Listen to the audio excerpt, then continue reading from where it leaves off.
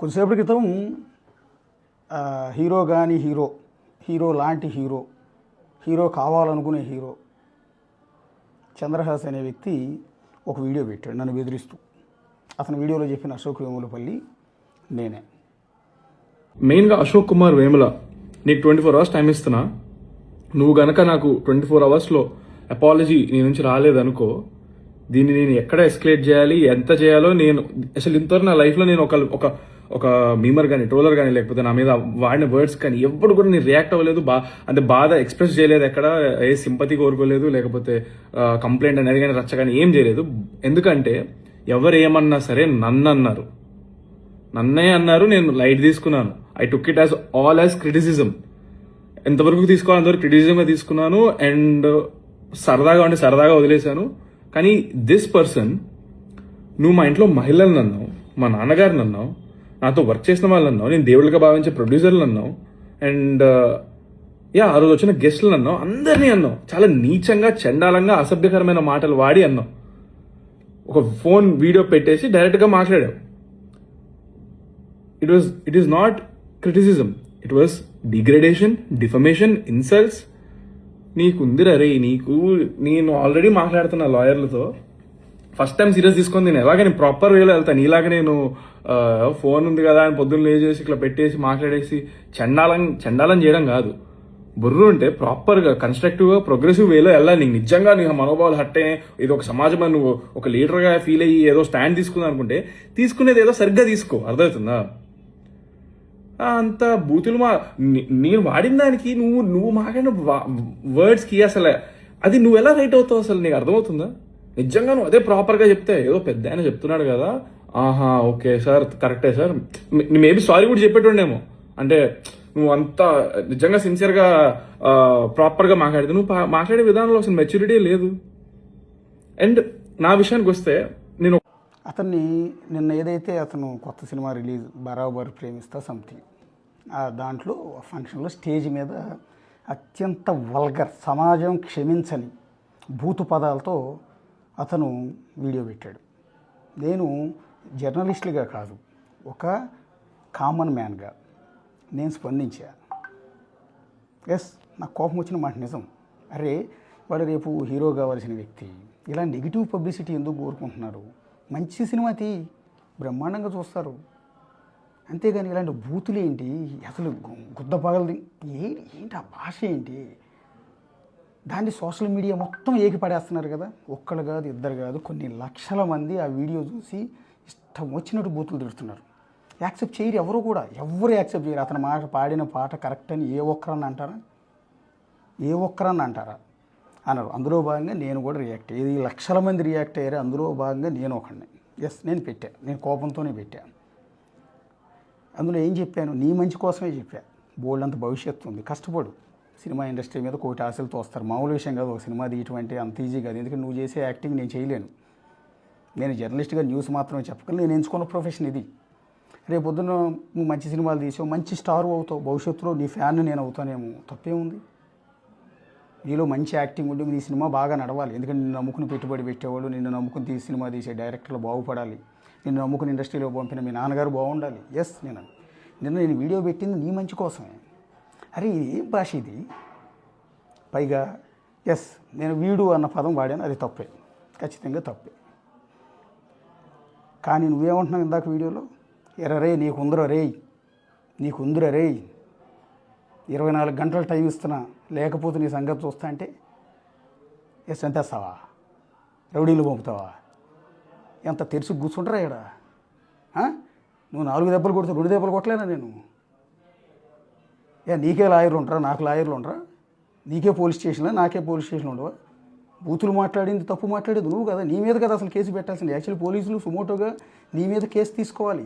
ఈ పబ్లిక్ ప్లేస్లో ఈ న్యూసెన్స్ ఏందిరా అని నీ మీద సుమోటోగా కేసు తీసుకోవాలి. ఎవరైనా లాయర్లు నీ మీద అసలు కేసు పెట్టాలి, ఈ పాటికే కోర్టులో కేసు వేయాలి, ఇలాంటి వల్గర్ లాంగ్వేజ్ నిషేధించాలి అని. నీకు తెలుసా నువ్వు ఎంత తప్పు చేసావో?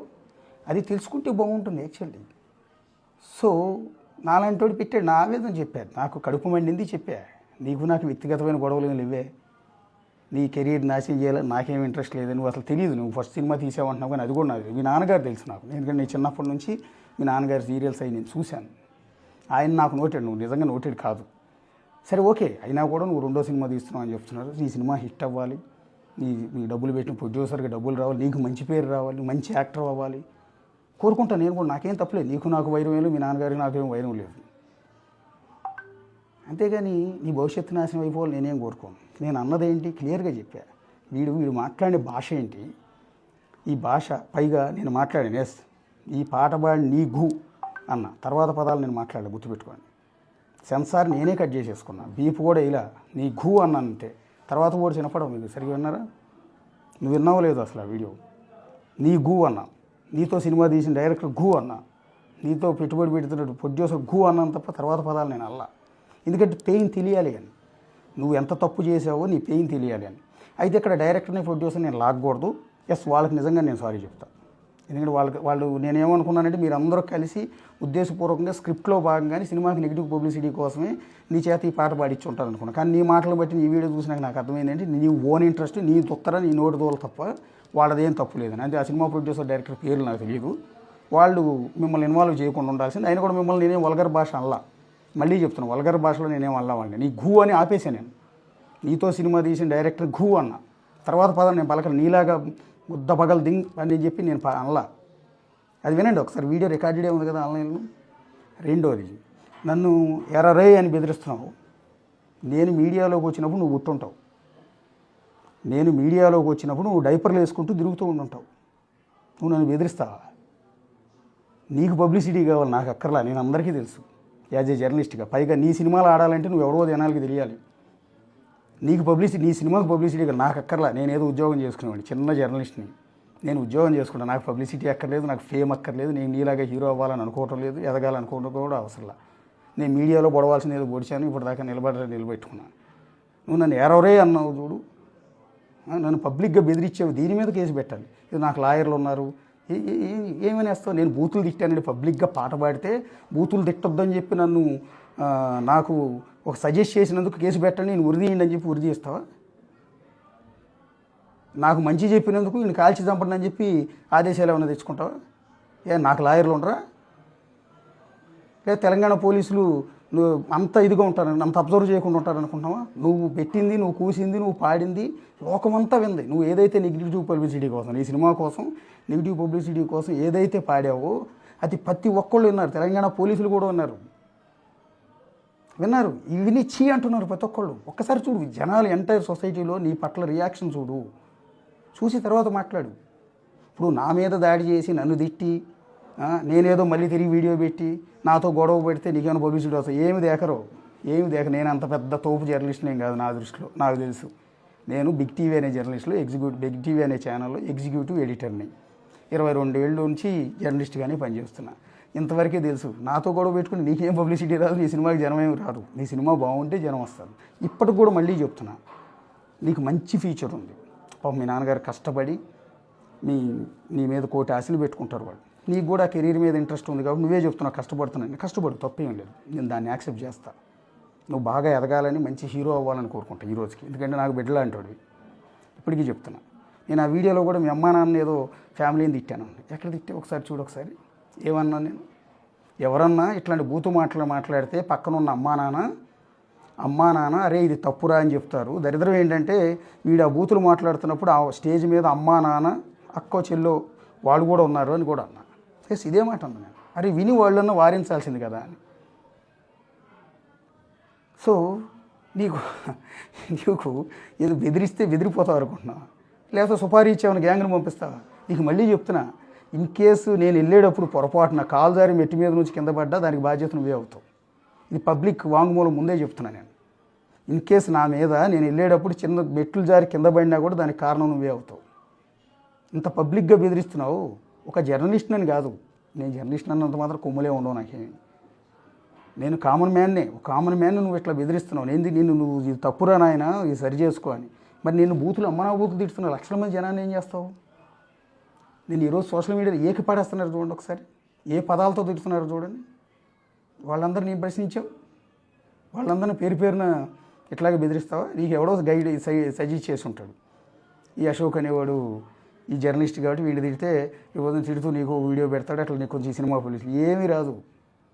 ఆ ప్రొడ్యూసర్లకు కూడా చెప్తున్నాను, ఈ సినిమా కథనం బాగుంటే ఇది బాగుంటే సినిమా నడుస్తుంది, నడవాలని కోరుకుంటాను నేను. సినిమా ఇండస్ట్రీ బాగుండాలి, సినిమా ఇండస్ట్రీ బాగుంటే నలుగురికి ఉపాధి దొరుకుతుంది, మీరు కూడా బాగుపడతారు, ఇంకొన్ని మంచి సినిమాలు వస్తాయి. ఈ సినిమా కూడా సూపర్ హిట్ అవ్వాలని కోరుకుంటాం మనసారా. కానీ నువ్వు పాడిన భాషను ఇప్పటికీ యాక్సెప్ట్ చేయండి. యాజ్ ఏ తండ్రిగా నాకు 2 పిల్లలు ఉన్నారు. నీ అంత కొడుకు లేడు, కానీ నా కొడుక్కి 12-13 ఏళ్ళు ఉన్నాయి.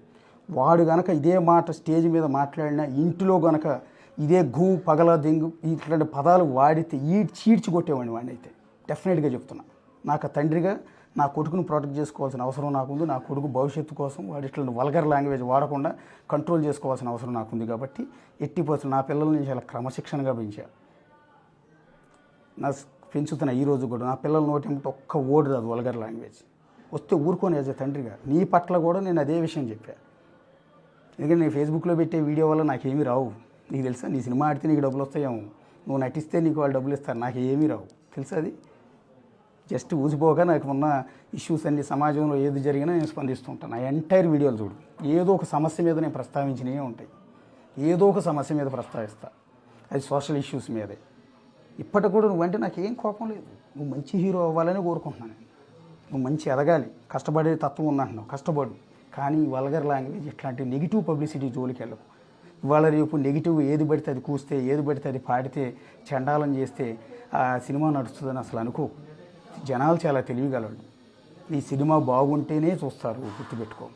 ఈ నెగిటివ్ పబ్లిసిటీ అన్నీ కూడా పాతకాలం అయిపోయింది. ఆ ట్రిక్స్ అన్నీ కూడా వాడి వదిలిపాడేసింది. పైగా నీ ప్రోగ్రాంకి వచ్చిన ఆయన సీనియర్ యాక్టర్ కదా, ఆయన హీరో జేడి చక్రవర్తి గారు. ఎస్, ఆయన కొద్దిసేపటి ఒక వీడియో పెట్టాడు. చూసావా వీడియో? ఒకసారి కావాలంటే చూపిస్తాను చూడు. సినిమా పబ్లిసిటీ క్యాంపెయిన్ చేయడానికి రకరకాల కొత్త ప్రక్రియలు చేసి మనం ఆడియన్స్ రీచ్ అవ్వచ్చు. బట్ దానికోసం we don't have to stoop down. దానికోసం మనం ఒక బూత్ లో లేకపోతే ఒక అమ్మాయిని హాఫ్ నేకెడ్ గా చూపించడము, లేదా లిప్ లాక్ చేయటము. ఎందుకు why I'm talking about these things అంటే, recently I been part of ఒక క్యాంపెయినింగ్ లో అన్పార్లమెంటరీ లాంగ్వేజ్ తో జరిగిన ఒక ఈవెంట్ లో I been part of it. నేను అప్పుడు యాక్చువల్లీ లేచి వెళ్ళిపోయి ఉండాల్సింది. ఇప్పుడు చాలా ఇన్నోవేటివ్ పబ్లిసిటీ 3 Idiots అనే సినిమా వచ్చింది. ఆ సినిమాకి సౌరవ్ గాంగులీ, మన ఇండియన్ కెప్టెన్, పోలీసులు కంప్లైంట్ ఇచ్చాడు. ఎందుకంటే రోజు ఒకడు వచ్చి బాగా ముష్టివాళ్ళ గడ్డం పెట్టుకుని రోజు సౌరవ్ గాంగులీ ఇంటిని చూస్తూ కూర్చుని ఏదో ఇలా బైనాక్యులర్స్ దగ్గర చూస్తున్నాడు. ఆయన పోలీసులు వచ్చి తీసుకెళ్తా ఉంటే మొత్తం అంతా మీడియా అంతా వచ్చారు. ఏంటో మామూలుగా ఒక ముష్టివాడు ఎత్తుకెళ్తూ ఉంటాయి, ఎందుకంటే ముష్టివాడు ఎవరు కాదు, Aamir Khan.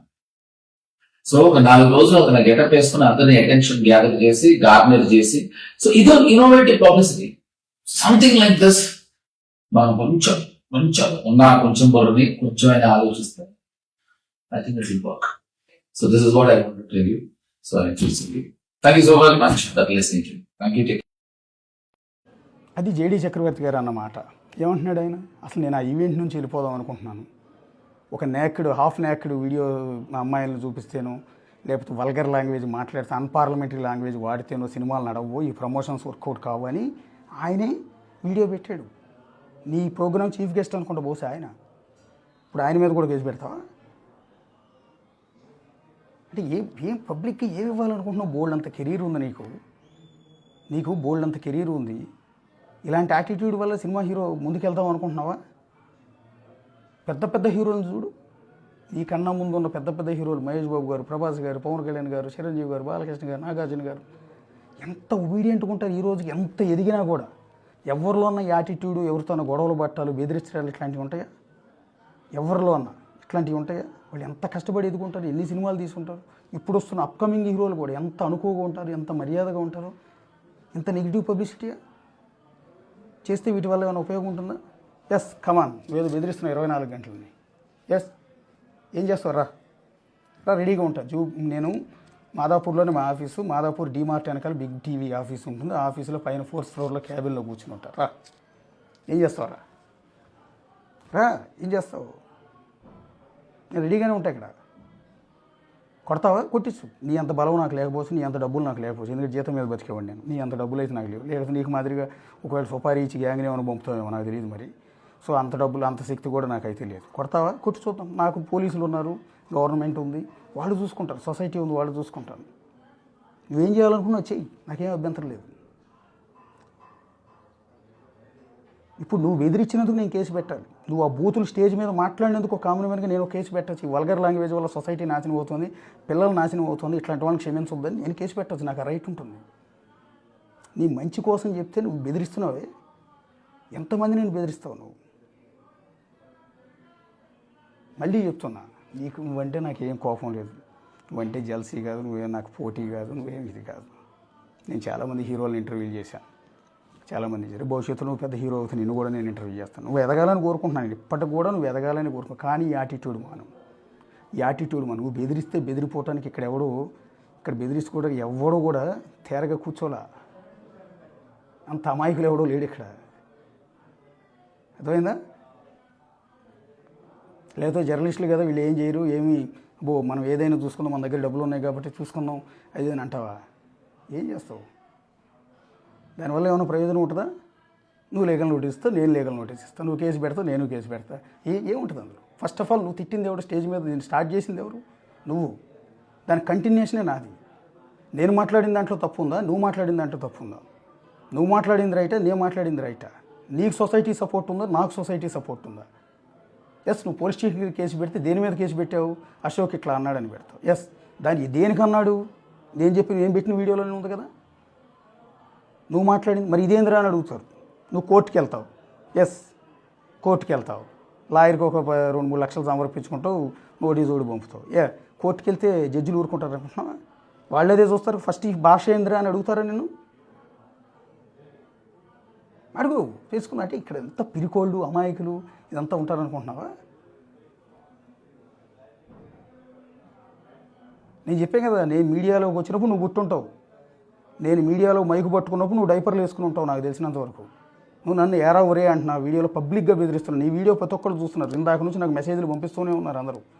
We are support with you sir అంటే వద్దండి, చిన్నపిల్లాడు పాపం, అతను బోల్డ్ అంత కెరీర్ ఉంది. పాపం అతని మీద మనం ఏం చేస్తామండి? ఎదగాల్సిన కుర్రాడు సినిమా ఇండస్ట్రీలో. కొన్ని సినిమా ఇండస్ట్రీ నుంచి నీకేమో సపోర్ట్ ఉంటుంది? ఏ హీరో కానీ, హీరోయిన్ కానీ, ప్రొడ్యూసర్లు కానీ, యాక్టర్లు కానీ నీకు సపోర్ట్ చేస్తారా? ఆ వీడియో చూపించు ఒకసారి. నేను ఇట్లా స్టేజ్ మీద ఈ బూతులు ఇట్లా తిట్టానండి, నన్ను ఇట్లా పట్టుకు తిట్టాడు, వీడు అంతు తేలుద్దామని ఎవరి దగ్గరికి వెళ్ళి, ఏ ప్రొడ్యూసర్ దగ్గరికి వెళ్ళినా, ఎందుకు నీతో పాటు ఇప్పుడు సినిమా తీస్తున్న ప్రొడ్యూసర్ దగ్గరికి వెళ్ళి, డైరెక్టర్ దగ్గరికి వెళ్ళాడు, వాళ్ళు యాక్సెప్ట్ చేస్తారు? ఫస్ట్ ఆఫ్ ఆల్ నువ్వు పాడిందే తప్పు అని చెప్తారు కదా. ఈవెన్ జేడీ చక్రవర్తి గారు చెప్పింది కూడా అదే కదా. సో ఒకసారి ఆలోచించుకో నీ భవిష్యత్తు కోసం. సో తెలుసుకుందామంటావా? తెలుసుకో, ఏముంటుంది అందులో?